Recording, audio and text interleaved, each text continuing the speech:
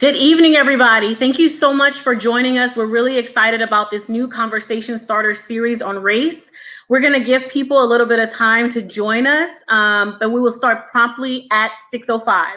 So thank you all so much, and we'll get started very soon.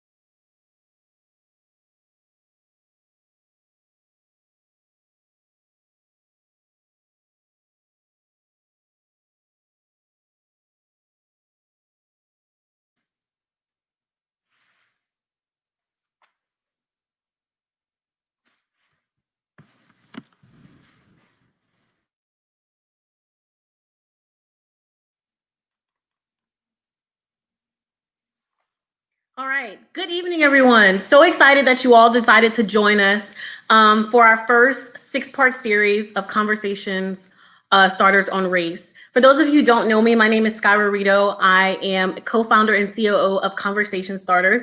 Myself and my business partner, Elsa Demetriadis, recognized back at the end of May that we needed to figure out a way to get information out to our audience and to the public on things that are happening on a national level in regards to race and racism and white supremacy, and figuring out what is the really relevant information that people are talking about now. And so one of the things that came up, obviously, as we're having a national conversation about police brutality and police states and defunding police is, how did we get to where we are today? How did we get to our current police departments? How were they founded? How were they started? And so the reason that we're having this conversation tonight is to have a dialogue with experts in the field on that type of history. And so we're really excited that you all decided to join us. I want to tell you a little bit about Conversation Starters, and then we'll get started. Conversation Starters started about 4 years ago, and we are a cultural competency and equity consultation company, but we also have a deep commitment to work within specifically Black communities and communities of color. And we do a lot of community work around cross-racial dialogue, racial reconciliation, and transformational justice. So we're excited to be here with you tonight. I'm excited about the guests that we have to have this dialogue around, and I'm gonna go ahead and bring our first guest on. Our first guest is Dr. Rick A. Swanson.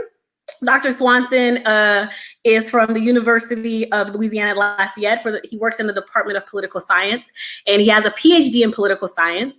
And his current research explores the history of Black civil rights in Lafayette Parish and South Central Louisiana. Rick and I met around 2017, I believe, right after I had gone through Leadership Lafayette. And one of the things that we talked about was I wanted to figure out a way that we could bring Black history into the Leadership Lafayette Foundation Day program. And Rick and I were able to form a really amazing relationship over the past 4 years.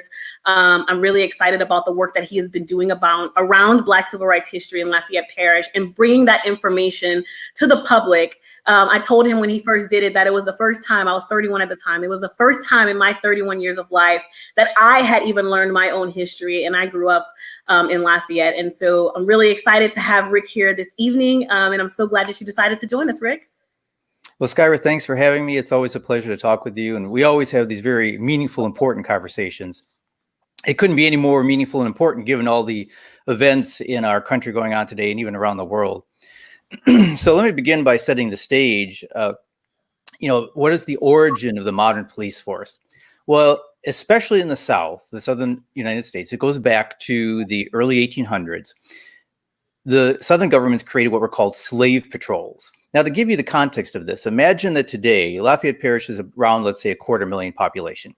That imagine 125,000, half the population, is trying to keep enslaved the other half the population, 125,000 people.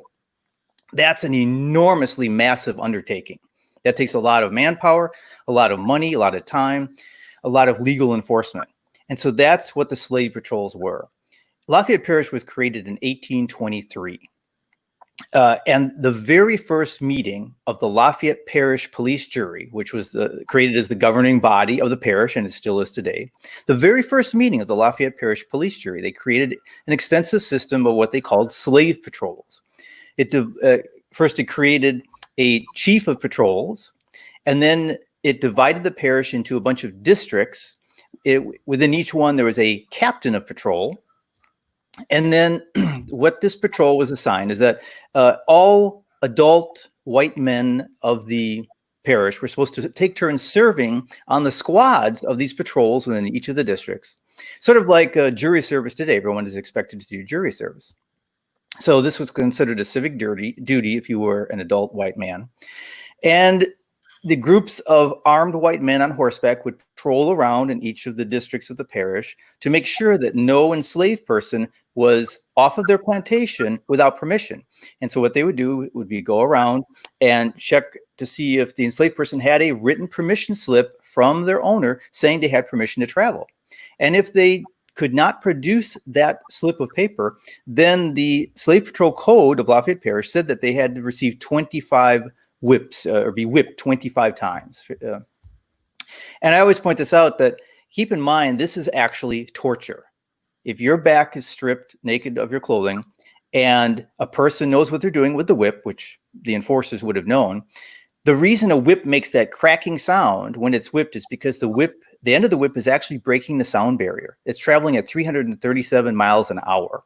So imagine, even if it doesn't travel quite that fast, imagine a piece of leather being scraped down your back at several hundred miles an hour for 25 times. That is literally torture. So they were actually not just authorized, they were required to torture anyone who they found off premise without a written pass. And the Slave Patrol Code also authorized that if the enslaved person tried to resist, escape or fight off, under both the state law and the local law, the Slave Patrol was authorized to murder that person who was trying to resist. And then that Slave Patrol Code got modified and expanded throughout the early 1800s, so that by 1861, right after the start of the Civil War, the Slave Patrol Code in Lafayette Parish was greatly expanded and revised, very detailed. And by 1861, it was a three-tiered level of organization with a chief of patrol across the parish, then a captain of patrol in each of several districts of the parish, and then each district was divided into wards where there was a lieutenant overseeing the patrol in each district, and the lieutenant was in command of a squad. And again, they would go around, and by then they not just were looking for people off the plantation, they had a list of all enslaved people on each plantation, along with all the free blacks in the parish. And without any warrant, they were supposed to go around. There's no requirement of a warrant. I mean, basically that was in violation of the Fourth Amendment, but they didn't care. They traveled around and were supposed to, under the parish code, go into every cabin of every enslaved person and every free black person and make sure only the people that lived there were there and no one else. And again, you would be whipped if you were in violation of the Slave Patrol Code. So Rick, let's start back at the beginning. So when we're talking about how our modern day police force was created, what you're saying is that it originally started off as slave patrols, and this isn't unique to Lafayette Parish, right?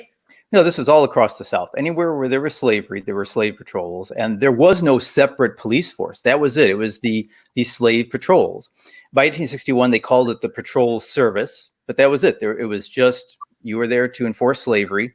By 1861, they did insert a little extra clause that said because this is right after the start of the Civil War, mind you, and so they said if they found any white person who was suspicious, because they didn't want any Union sympathizers, that they could enforce that as well. But almost the entirety of a very extensive code in 1861 looked only at, it was all about slavery, and then they just threw in this little add-on clause sort of in the Slave Patrol Code. And then after the Civil War, once slavery was abolished, with the exception of as punishment for a crime, then it wasn't until 1866, a little more than a year after the end of the Civil War, that the Lafayette Parish Police Jury converted the slave patrols into a general police force.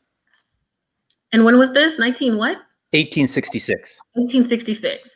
Right after, a year after the Civil War ended. It initially started in order to for white slave owners to control their slaves. Yes. That's what we're talking about. And there were a handful of black slave owners, but by and large, it was, a fraction of 1%, at least in Lafayette Parish or surrounding areas, that were black slave owners. Okay. By and large, it was, and even though there was a tiny fraction of 1% of black slave owners, 100% of the enslaved people were black. There was not one white enslaved person. And so you also mentioned that those slave patrols had a list of slaves and also free black people. Yes. So did the slave patrols also monitor people who were free and black at that time as well? Yes, because the fear was that free blacks, realizing the benefits of liberty, would feel sympathy towards their enslaved brothers and sisters, and would start to maybe help them escape, plan escape with them, or give them maybe money, weapons to help escape, give them hiding, give them shelter, sort of like an underground railroad. And so even like to get together to form friendship, then you might feel sympathy of a friend who's enslaved, and then you would maybe feel the motivation to help them escape. So it was important for the slave patrols that they went around to basically, again, to just investigate all of the, as the Slave Patrol Code said, persons of color's cabins to make sure that there was no enslaved people there. Wow. So tell me about, okay, so now we're talking about like, this is how our modern day policing kind of was founded around slave patrols. Tell me about like after the Civil War, when and why slave patrols were outlawed, or how they were converted into what we know now as our modern police institutions. Well, once there was no longer slavery, then the reason of existence for the slave patrols no longer existed. So they decided, well, okay, but now we still have a large population and we want to stop crime. At least that's in theory. And so it was a very short little, just one little paragraph. They simply said, for monitoring the population, something to that effect, we'll have a general police force. And that was it. It was just basically a swoop of a pen. It just got converted to now monitor the general population instead of enslaved people. That's very interesting. I know you mentioned last time when we talked about it that it happened right around the 14th and 15th Amendments as well. So it just kind of got converted over. So everything that was built in institutionally on why that force was created was carried over into what became the official prevention of crime force, or what we now know as peace officers. Yeah, I mean, it was the organizational structure and those decades of experience were there, the laws were there. So now it's just that the mission changed. But of course, the mission only changed somewhat because if you know your history, as I know you do, from Reconstruction, the period of Reconstruction, which is what the period after the Civil War is called, then these patrols generally all across the South, including Louisiana and Lafayette Parish, were used to basically to institute something akin to slavery. They were often called the Black Codes, which now applied to to all free blacks. I mean, to all blacks that were free, but it basically now, under the old racial system, it was a 3-tiered system in Louisiana of white, free black, and enslaved black. But now it's just white and free black. But the Black Codes imposed employment discrimination and voting discrimination and all kinds of discrimination limitations. Some of the Black Codes, if you can look online, like the Opelousas Black Code and the St. Landry Parish Black Code, literally said that you couldn't live except anywhere where your employer told you. They basically took the old slave code and just replaced slave owner with employer and slave with employee. And you were completely at the mercy of your employer for your whole life. And then that got outlawed by the 14th Amendment in 1868. But then voting rights were denied. And so that got outlawed by at least in theory, by the 15th Amendment in 1870.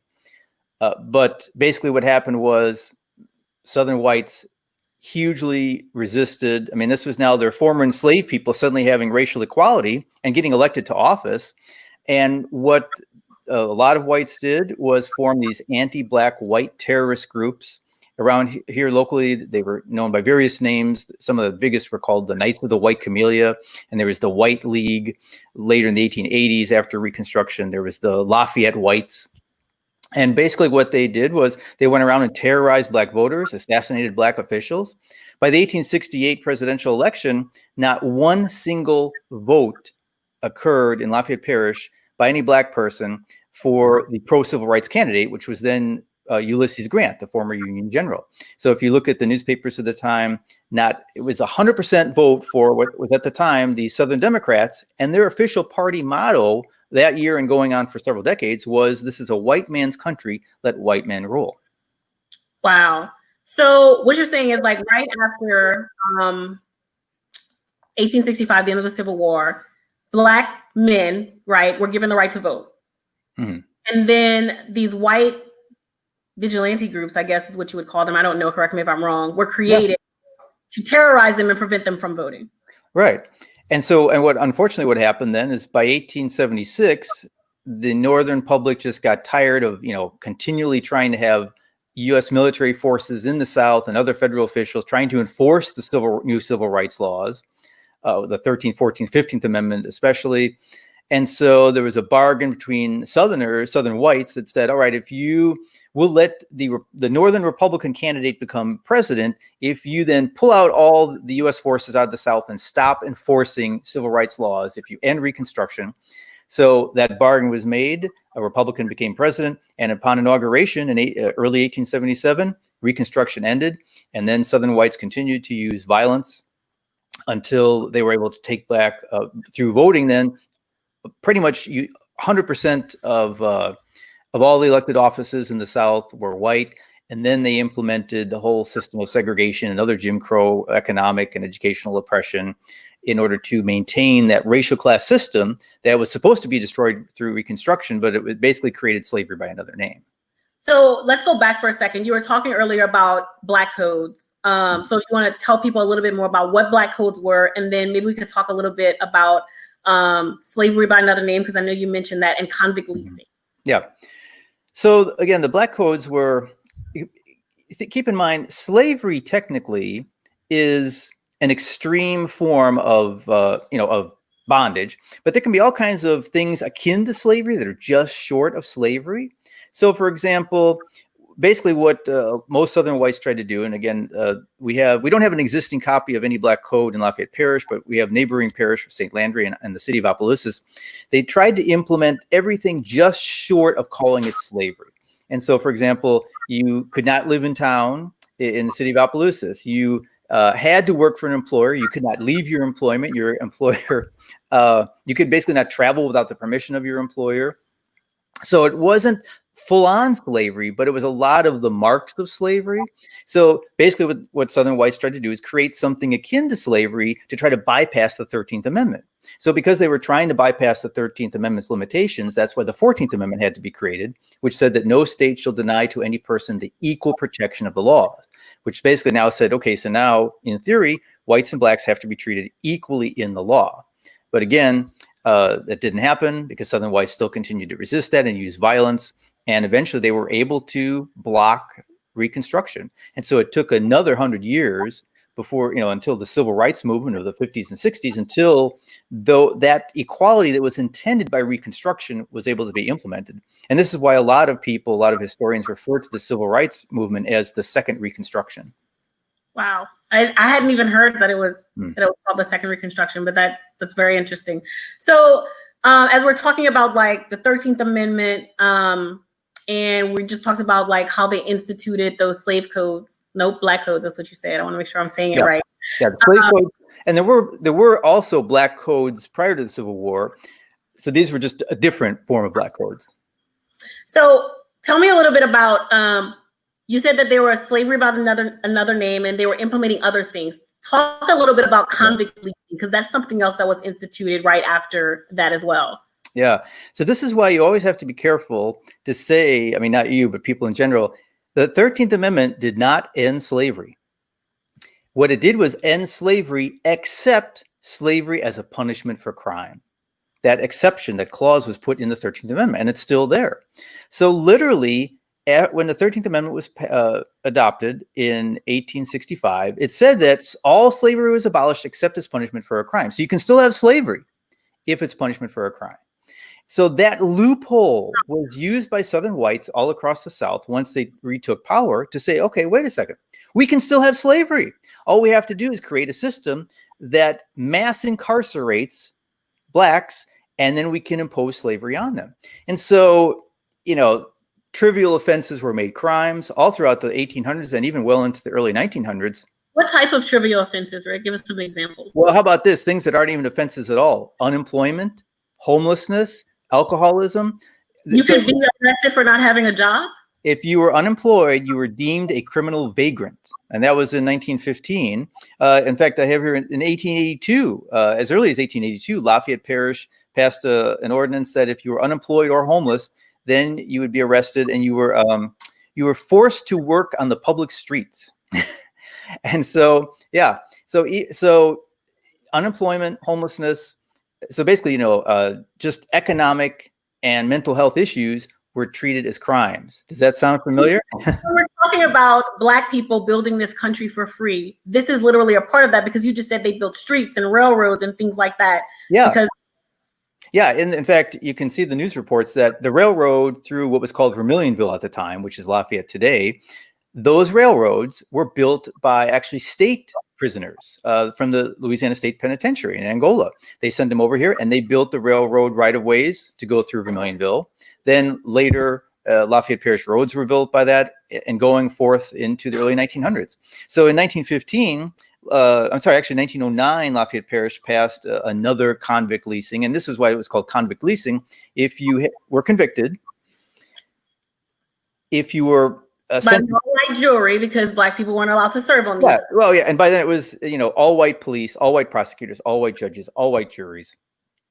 And we could go into that about how they were able to manipulate the law and the practices to bypass the 14th and 15th Amendments. They were able to find all these loopholes.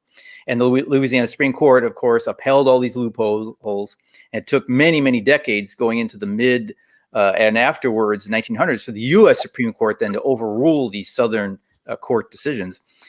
To say, no, these are, you're trying to bypass and find these loopholes around the 14th and 15th Amendments. Yep. So anyway, so what they did was, if you were imprisoned, then you were subject to hard labor. And if you were sentenced to a fine that you could not pay, and of course, if you're unemployed, if you're poor, you couldn't afford the fine. Right. Now you're sentenced to prison, and you have to work at hard labor to pay off your fine. And you could be imprisoned for up to 2 years. So the state and the parish did say, well, okay, you can't be sentenced to hard labor for more than 2 years, but you could be working at hard labor for up to 2 years. And it actually says 6 days a week, 10 hours a day at hard labor until you pay off your fine. So again, because it was a sentence for a crime, it didn't violate the 13th Amendment, but it was literally slavery by another name. And hence what a lot of people refer to it as. And so a lot of times they lease these convicts out to not business owners, but landowners, right?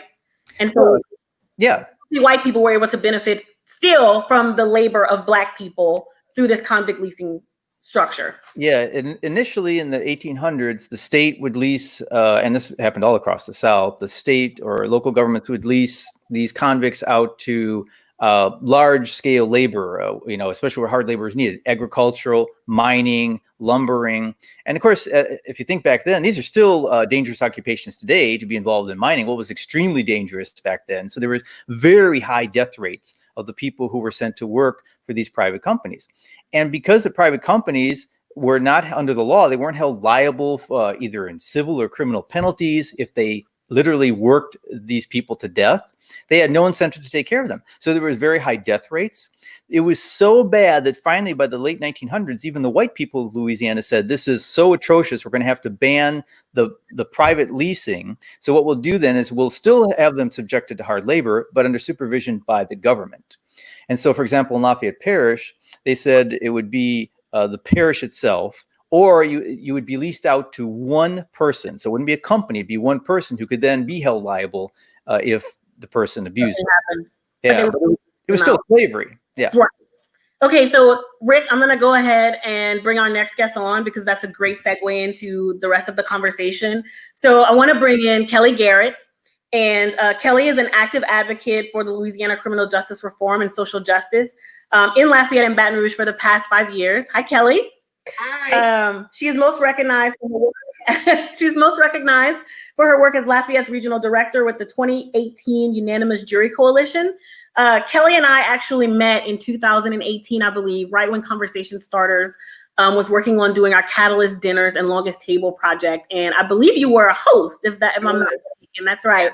And so, Kelly, welcome. We're so excited to have you on to talk more about mass incarceration and a little bit how convict leasing kind of turned into mass incarceration. So if you could share with us a little bit about VOTE, Voices of the Experienced, and how you work to help felons receive the right to vote in 2018.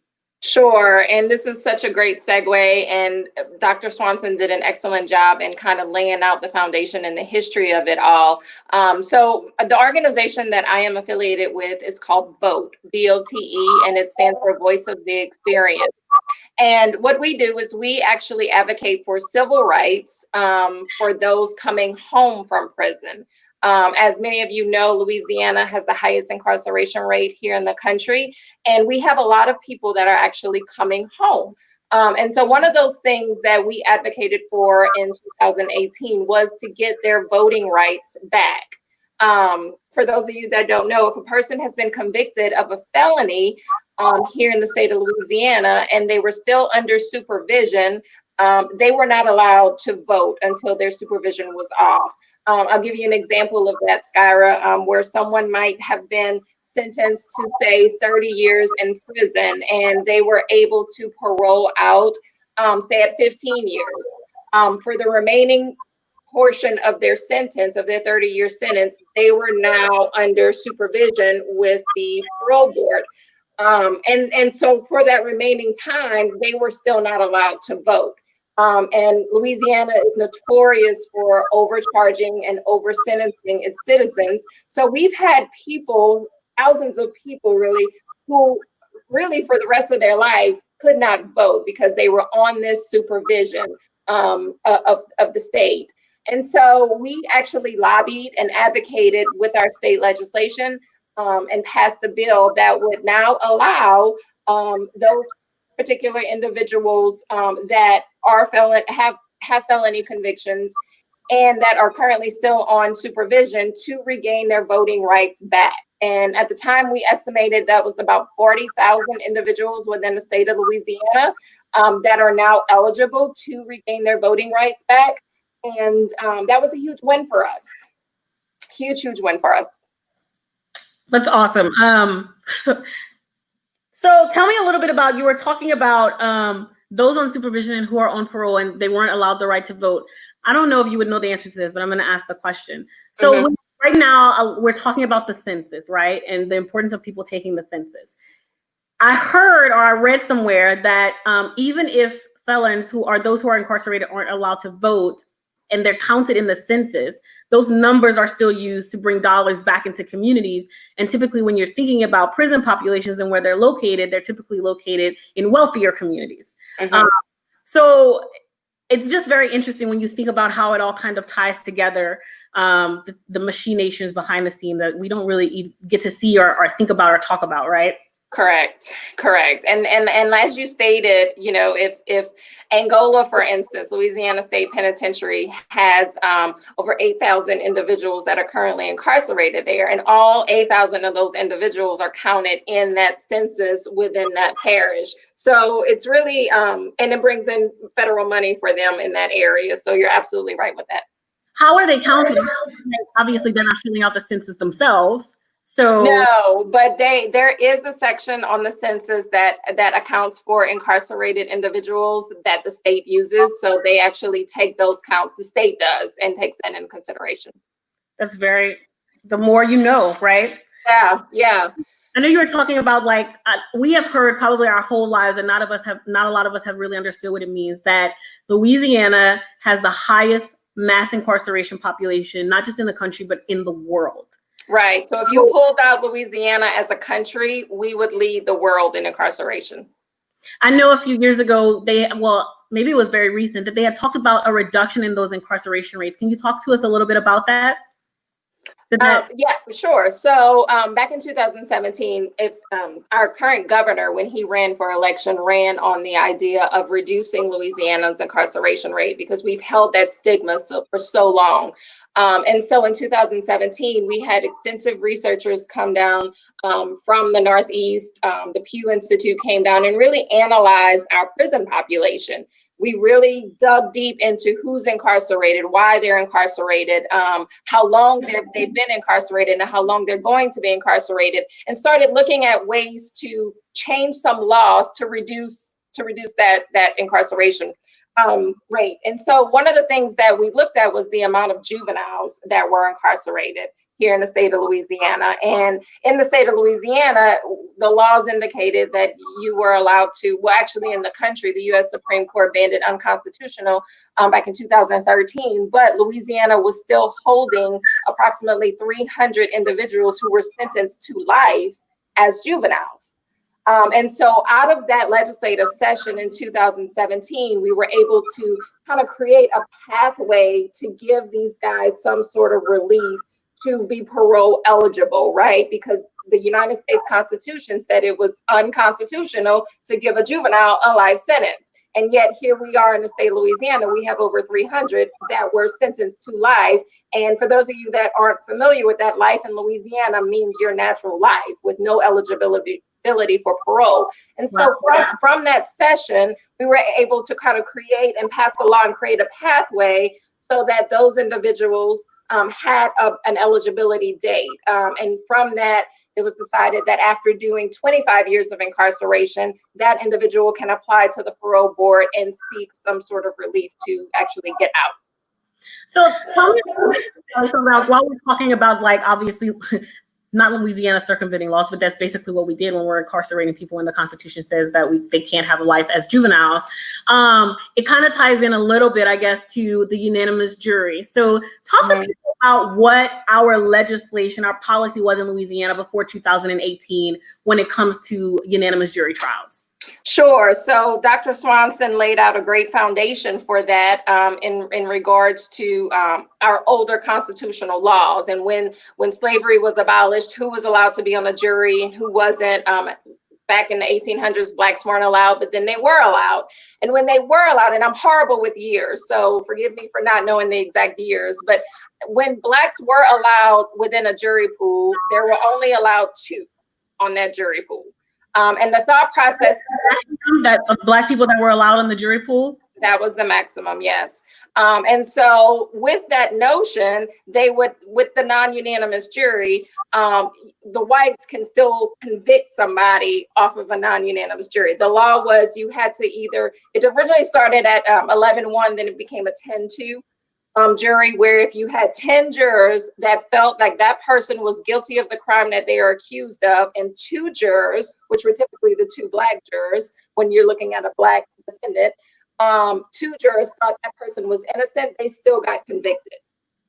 Even in early on when it was 11-1, if it was just 1 juror, they were still convicted.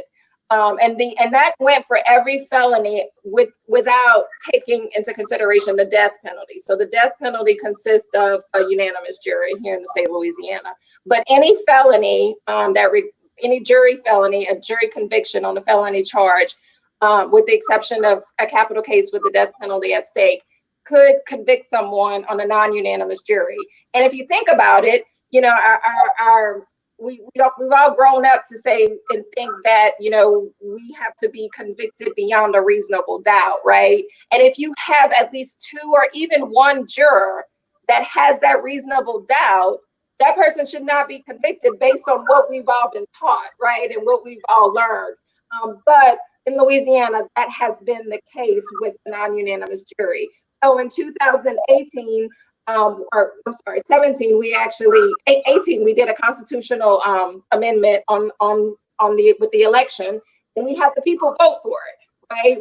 The legislation decided that the people needed to vote to make it a mandate that you had to have a unanimous jury. And keep in mind, Louisiana was one of 2 states in the United States that actually allowed this. And that's one of the reasons why our mass incarceration is so high, because we have so many people that were convicted when there was a reasonable doubt. And so we were able to get that on the ballot. We were able to successfully pass that by over 50%, which was a huge win for us. And the people spoke. You know, the people actually spoke. And so Oklahoma was the only other state after that. And I believe they have, they're taking measures to remove that as well, if they haven't already. I remember when you all were advocating for unanimous jury trial. And I remember thinking, like, I thought, like, from TV shows and things that you watch, that you must have a unanimous jury in order to convict. And then recognizing that I lived in a state where that wasn't required, and a state that also had a high incarceration rate, you start to draw the correlation between the 2 things, right? Right. And then you also just gave me some new knowledge when you said that only 2 black people were allowed to serve on a jury at one point, which, right. Do you know when that changed? I don't know specifically. I mean, I have it in a book, but I don't know specifically the actual dates of that. And maybe Dr. Swanson has some better knowledge of that. He seems to be the more date-focused person. But it did change throughout. But still enough, if you think about it today, and if you think about it and you see jury convictions and you see jury pools, you know, you're supposed to be represented by your peers. And a majority white juror is not my peer. And so, you know, you kind of have to think about it that sense. So even today, our jury selections and our jury pool is not set up to be fair and just. So for everyone who's listening right now, like if you all have questions that you would like to ask Kelly or Dr. Swanson, please feel free to put them in the comments. I'm going to bring Dr. Swanson back into the conversation so that we can all have a dialogue together. I want to go back, and while we're talking about incarceration and juries, I want to talk a little bit more about voting. And so when Dr. Swanson was talking, he talked about how like right at the end of the Civil War, like people were allowed to vote, but because of the high levels of violence, a lot of them were terrorized into not voting. And so Kelly, I guess my question for you would be, and either one of you know the answer to that. What were the requirements for you to sit on a jury at the time? Like, did you have to be a landowner? Did you have to, like, I don't know, like, what were the requirements for you to actually sit on a jury in the past? Anybody? Dr. Swanson, you want that? Oh, I mean, I was going to say, it sounds like you studied more than I have. I haven't studied the particular requirements in detail, but I did just read a Supreme Court case and stumble upon the 1898 Louisiana Constitution, which imposed the non-unanimous jury requirement. But basically what happened was, I think it was either in that Constitution itself or very shortly thereafter, what the Louisiana legislature did was set up a jury pool system in each parish where I think it was something like a committee of 13 or so men would get together and then pick 300, something like respectable men from the parish to put on the jury pool. And so, of course, because the 13 men in each parish were going to be all white, the 300 men they would pick from would be all white.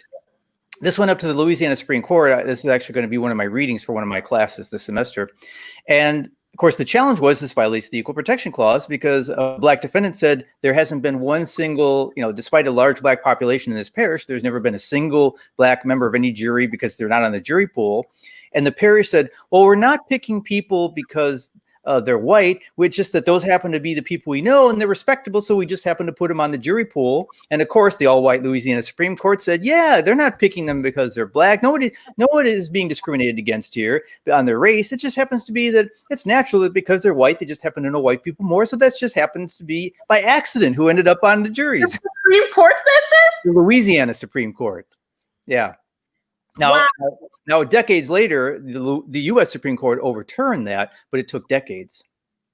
And so now, like, in order for you to be selected to a jury pool, you have to be a registered voter, right? Am I wrong in that? Yes? No? Did anyone? I think so. I think you have to be. I know that ex-felons, though, cannot serve on a jury pool. And that's something that we are looking at legislatively to change. Because they are allowed to vote, Kelly, they can't serve on a jury pool? No. If you've been convicted, you can't. But you're right. And so that's something that we are pushing and kind of doing a lot of studies and research on to get that right back. Because just like voting, it's like, we always have this saying that when you don't have your right to vote, it's like taxation without representation because you're still being taxed, right? You have a job, you're being taxed, you're paying for products, you're being taxed, but yet you don't have a voice. And part of that voice is being inclusive in the community. And we feel like even being as part of it in a jury pool, that is part of being within your community. Man, there's so much I'm learning here just by having this conversation with you both. So I want to go back a little bit, Dr. Swanson, if you could go back. I know we had kind of started talking about violence and voting right after the Civil War and leading up to the end of Reconstruction. So can you walk us a little bit through that more in depth of kind of what happened after that? Like where Black people were allowed to vote. I think it was called manhood something. I can't remember the name of it, but it was Black men. It wasn't women, if I'm correct. Right, because women couldn't vote until 1920. Right. So you want to walk us a little bit through kind of what happened when they were allowed to vote, and then we were electing a lot of Black people to office, and things were changing, and then white people were like, nah, we're going to cut that off, and they started forming these vigilante groups. Yeah, well, in the initial time of Reconstruction, when the U.S. Supreme Court and the federal officials, U.S. occupying troops were enforcing the early civil rights legislation, you had large numbers of Blacks turn out to vote, and large numbers of Black officials were elected all across the South. For example, both of Mississippi's U.S. senators were Black, and a majority of South Carolina's congressional delegation was Black during Reconstruction, at least early on in Reconstruction. Lafayette Parish elected a black man, Fortune Riard, to be the parish delegate to rewrite a new Louisiana Constitution that would provide racial equality.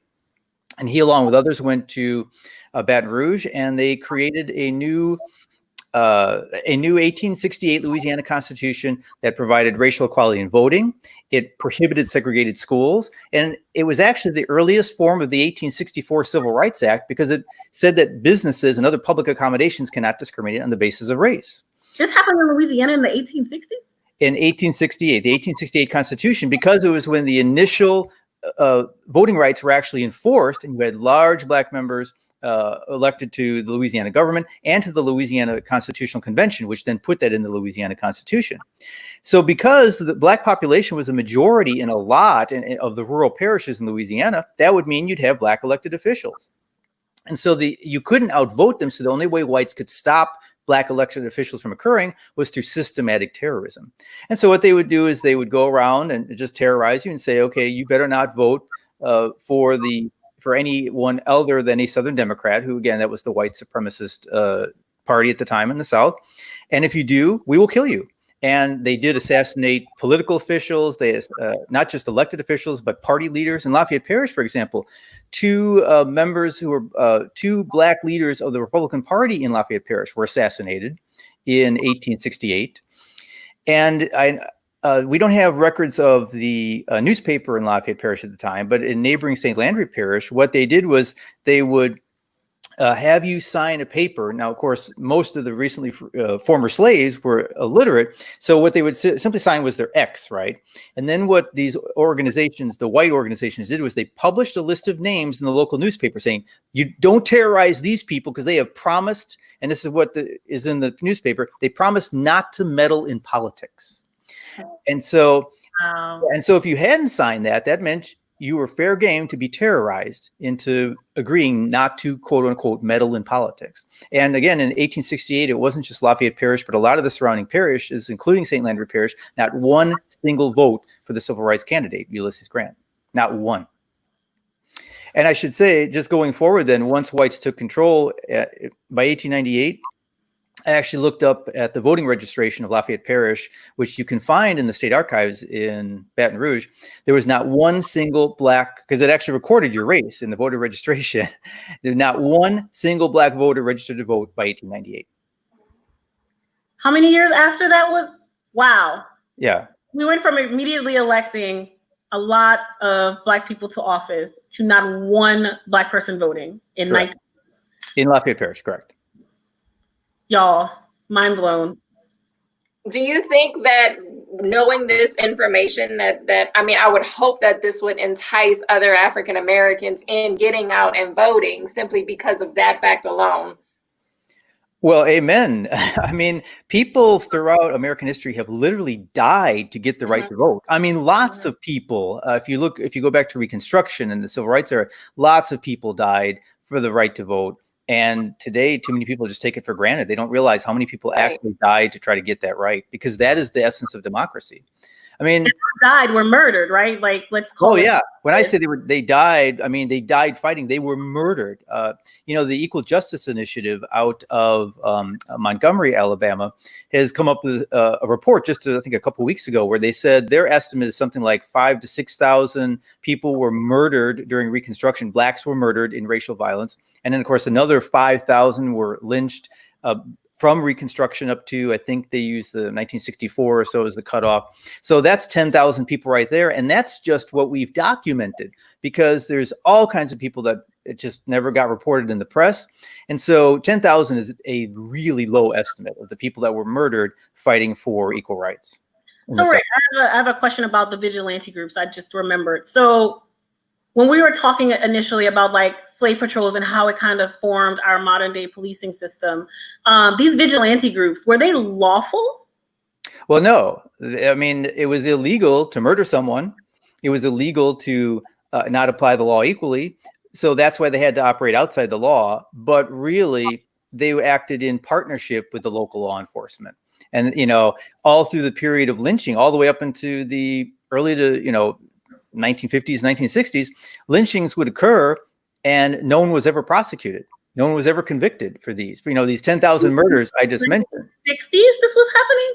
Yeah, again, look at the Equal Justice Initiative report. They have one report on Reconstruction and one on the period of Jim Crow after Reconstruction. And they show the statistics that people were just never convicted. A lot of times, the people doing these lynchings, in these, whether it was the early Reconstruction white supremacist terrorist groups or later in the KKK, a lot of the times the people in the KKK were the local law enforcement. They were the sheriff, for example. And so, and even if there was a prosecution, the all-white jury, the prosecutor would not charge, the all-white jury would not convict. So it was just impossible to actually punish it. So they technically operated outside the law, but with the full complicit support of the entire criminal justice system. So when we're talking about systemic racism and systems that support things that have happened in the past, one of the things that I think my takeaway is, and Rick, please correct me if I'm wrong, is that our modern day police force was originally created as slave patrols, and their main job was to terrorize Black people. That was what they were created to do. So when you're thinking about a system and the system being passed down from generation to generation from white people who have created and maintained and been in leadership in that system, it will subsist even into the modern day because the system itself has not changed, even if the people that have gone through it have. Yeah, and I think Kelly can back me up on this because she made some excellent points. Really what you find when you look historically, and I would urge all of the viewers today and listeners to watch the Netflix documentary 13th, which really lays out a powerful case and just lays it out very factually and powerfully, that really what happened was it's not even so much the organization, but the attitude. The attitude under the slave patrols and under the Jim Crow convict leasing was, we will dominate you, we will oppress you, we will harshness we need to keep control of you as a lower class person, if not even a citizen, but just a lower class person. And so this, in fact, we recently had our own president say, we must dominate you. If you remember, he tweeted that out. And so it's this attitude that's carried over to this law and order, whether it's mandatory minimum sentencing and so-called truth in sentencing. And Kelly, I think, mentioned earlier, I can't remember how you described it, but basically this hyper over criminalization. For example, this is a tragic example. In 2014, Eric Garner was essentially murdered by police officers in New York. He was choked to death for selling an individual cigarette. That was the horrid crime that a group of police officers decided they need to stop him and arrest him for selling one individual cigarette. That is just absurd. So it's just this hyper criminalization that it's the whole approach, the entire criminal justice system that needs to be completely redone to something that is humane. Yeah. So I know we're getting down to our time, and I have two questions for you all. I'm going to start with Chantrell Johnson, and her question, Dr. Swanson, is her family has lived in Grand Coteau since at least the 1800s. Do you have any information about slave patrols or anything like that there? I mean, I haven't looked at Grand Coteau in particular. I'd have to go back and look at the slave patrols, but I mean, it was part of the parish slave patrol. So yeah, it would have been patrolled by the parish slave patrols. Sure. But Kelly, I wanted to give you a chance to weigh in on your thoughts, because you've been really immersed specifically in the criminal justice system, about that it's just the attitudes of the criminal justice system that unfortunately still are carrying over. Right. And I agree, specifically Louisiana, we overcharge and over sentence individuals, and anybody that keeps up with the news of the day, there's a clear representation, or there's a clear sign there that if I'm a certain skin color, then I end up getting more of a more punishable sentence than someone who is of a different skin color, basically for the same crime. And that's what we see here in Louisiana. On our books, Louisiana has over 600 different ways to sentence somebody. 600. So either way you look at it, they're going to sentence you and get some sort of time from you. And what I like to call modern day slavery, because with that exception in the Constitution, that allows that to happen. And we see it all the time, even in regards to our life sentences. We're getting free labor for life from 5,000 individuals, free labor for life. And that is to me the epitome of modern day slavery. And so I want to move into our closing, but I want to definitely kind of tie it all together and say, like, as we're talking about how slave patrols turn into modern day policing, what we're still seeing in our system, in our criminal justice system, is that our juries are mostly all white. Our prosecutors are mostly all white. Our judges are mostly all white. And so our police force is mostly all white, especially in leadership. So the power has not changed. The systems have not changed. And so the outcomes will not change. And so when we're talking about the importance of people recognizing why people were murdered for their right to vote, this is what we're talking about. And I always like to remind people that politics are local. Your district attorney is elected locally. Your chief of police, if not elected locally, is appointed by your mayor president. So that's someone that you also elect. So when we're talking about moving into these types of things, this is what we need to be thinking about if we want to change the system, unless we just kind of want to dismantle it and start over. But that is a lie for another day. So I'll give you both an opportunity that's right, Tracy, changing the system does not change the mindset of the people. Thank you for that comment. I want to give Dr. Swanson and Kelly an opportunity to close. And one of the things that was asked was, what drives each of your passions in the area of expertise in which you work? And then Kelly, I think there was a specific question for you of how people can get involved in votes. So I'll let you go ahead and lead with closing, Kelly, and then I'll go to Dr. Swanson. Awesome. Thank you. So I was one of those individuals prior to getting involved in this work over 5 years ago that always felt like our criminal justice system is not broken, right? There's no way that a person can actually be doing time for a crime if they didn't have some sort of involvement in it. And I was always oblivious to what was actually going on until I came across a coworker of mine whose son has been incarcerated, wrongfully convicted on an incarceration, and is now doing life in prison here in the state of Louisiana. And I, being the inquisitive person that I am, I kind of looked over that entire case, and I was floored with what I was reading. Not only was I reading how, the jury people of the jury were asleep, how the public defender really didn't, question certain things, and how the whole narrative was really to convict. And we see that a lot in different jurisdictions, is where DAs run on conviction rates. Their prize and glory is how many people they can convict. And in this particular instance, they got a 2-for-1 conviction. And I was just floored at that. And I felt in my heart that, if everybody was like me and didn't do anything, then nothing would change. And so I dove in and I completely kind of developed this passion to be the change I want to see, and really got involved in the whole criminal justice arena. And to answer the question about how to get involved with VOTE, I'll want to tag and our website. It's www.vote-nola.org. We have offices across the entire state.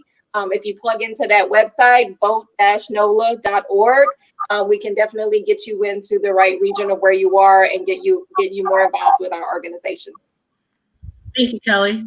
Rick? Yeah, so the question is, how did I develop this passion, right? Yes. I've thought about that because people have asked me, and I think it has to go back to my childhood. I grew up in northern Minnesota, which was, almost 100% white. I remember it wasn't even until maybe somewhere late in elementary school that I saw the first Black student in my school. So I didn't really have any exposure to race, but we did grow up poor. I remember one year my mother even had to get donated Christmas gifts because she couldn't afford any Christmas gifts. And that was even with a working father, but she was a stay-at-home mom. And then when my mother divorced my father and took my sister and me to the Chicago suburbs, she worked 3 minimum wage jobs and provided for a small apartment where she couldn't even have a bedroom for herself. So she slept on the couch. And what it did was I saw the discrimination against me and my family being poor. And I just thought that, okay, this is not fair, how hard we are working. And so I think what that did was it put in me an empathy for anyone who's treated unfairly, whether it be because of your economic background or your race or your sexual orientation or whatever, that it's just not fair to treat people differently just because they don't have the same advantages or privileges or background or demographics as you. And that's, I think, just the best explanation I can come up with as the origins of my empathy. Perfect. Well, I want to really thank Kelly and Dr. Swanson for being with us this evening and sharing their expertise with us on modern day policing and slave patrols in our mass incarceration system. The really important thing that I want everyone to remember is that this is an opportunity for us to learn and to continue to engage in what's going on in our country and how these things have happened and what is really the genesis of it, so that we can work towards eliminating the root cause of how these systems continue to subsist and persist. I want to go ahead and close by talking about our series and what you can look forward to moving forward. So next week, Elsa will be hosting a live on allyship versus white savior complex. And I really invite you all to tune in. It'll be on Wednesday, July 22nd. It'll be at 7 p.m. Right here on Facebook. And so you all can tune in, and she has some really wonderful guests who will talk about the difference between allyship versus white savior complex. And I think it's going to be an incredible conversation. And I definitely invite you all to participate in that. And then on Friday of next week, we will also continue this dialogue at 6 p.m. And I will be bringing in Dr. Jacoba Williams. And she will be talking about voting and PTSD in the Black community. So we will continue the conversation around violence and voting and how that has impacted Black people from voting today. And so I think it's going to be a very interesting and engaging conversation, just to give us an idea of how, again, how we got here, what has happened, what has caused these things to subsist and persist. And then as we continue to move through these series, we're going to have a bunch of different conversations, but the idea and the goal is to inform and educate and empower you all with the information for you to go out and mobilize and make the changes that we want to see. Because if we aren't educated enough to understand how these things started, then it's going to be even harder for us to work together to fix them. So again, I want to definitely thank Kelly Garrett and Dr. Swanson for being with us this evening and sharing their expertise.